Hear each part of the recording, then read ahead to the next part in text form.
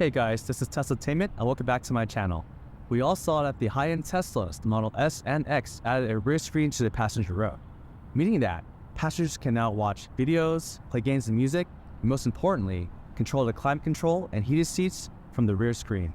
What if I told you that you can now have that same screen in your Tesla Model 3 or Y? The answer is of course yes, and that's why you clicked on this video. My friends at Tylard were nice enough to send me this rear screen unit and discount code to share with my viewers. Check the description below. Now I'm going to show you how to install this screen, all of its features, and what I think about it overall.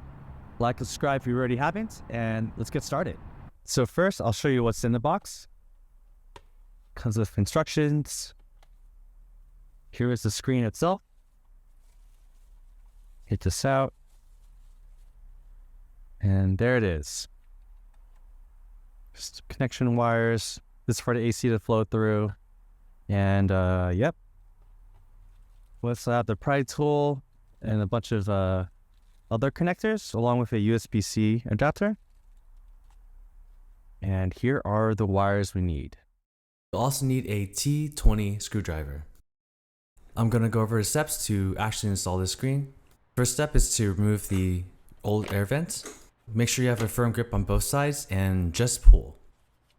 Next step is to remove the power cable. You'll need both hands to release the clip and pull it out. Use the pry tool from the box to remove this bottom cover. It'll expose another set of wires and we'll connect that later. Now taking your T20 screwdriver, you want to remove these two screws. It will allow us to remove that top panel. To remove it, make sure you have a firm grip on both sides and slowly pull on the edges and make your way up. It should just pop out.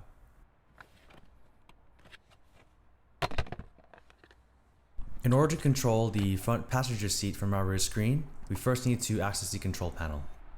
There will be a two-way adapter that will plug in here, and it will allow us to control the seat from this control panel and also from the rear screen. Here's a screw that we need to remove. I recommend moving your seat forward and up so you can easily access the screw. Take your T20 screwdriver and unscrew it.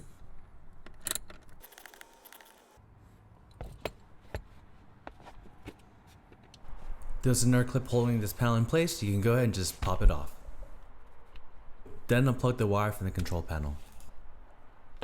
Now grab the wire from the rear screen and run it through under your seat. Make sure it doesn't get caught up in anything.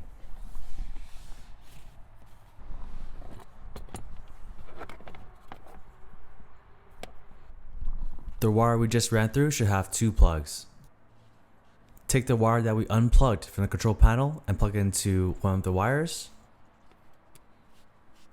Then plug the other wire directly into the control panel. Tuck the wire away and push the panel back into its clip.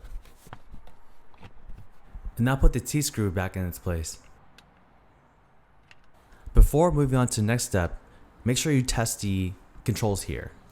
We want to make sure that everything works and everything's plugged in correctly. We're going to now plug in the rest of the wires, so unplug this blue wire and plug the wire from the screen in its place. Take the blue wire that we unplugged and plug it into the other clip. Alright, we're going to plug in the last wire. Before we put everything back together, let's make sure the screen works.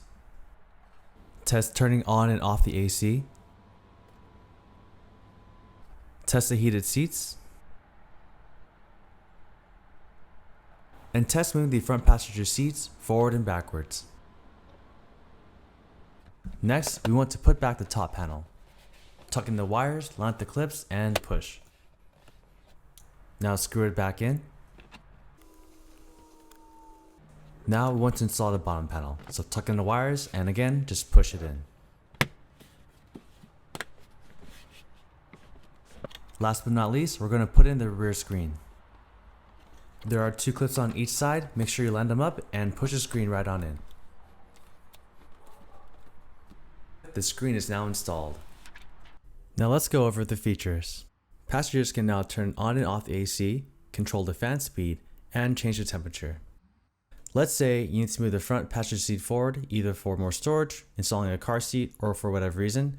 You can now do that from the rear screen. You can also recline that front seat. The best feature in my opinion is that passengers can now turn on and off their heated seats. They no longer have to ask their driver to do it for them, which can be distracting.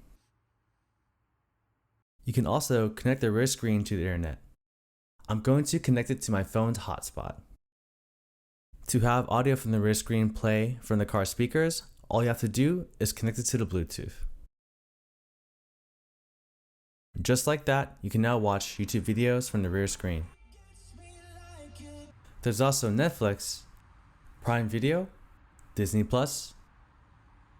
This is essentially an Android device, so you can download any app from the Google Play Store.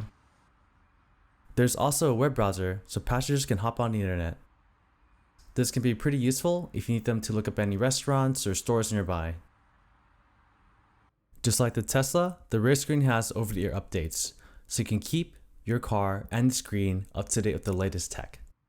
Last but not least, you still have your two USB ports, one being a normal charger and one being a fast charger. And you still have air vents, although it is smaller than the original size, but given all these cool features, I think it's worth the trade-off.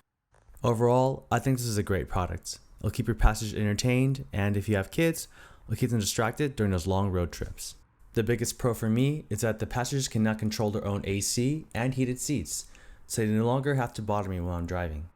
The installation process was relatively easy. I would say it would take the average person about 30 minutes to do. If you like this rear screen, check the description for the link and for my promo code to save yourself some money. If you found this video useful, please like and subscribe. Until then, thank you for watching, and in the comments below, let me know what other Tesla accessories you want me to try out next.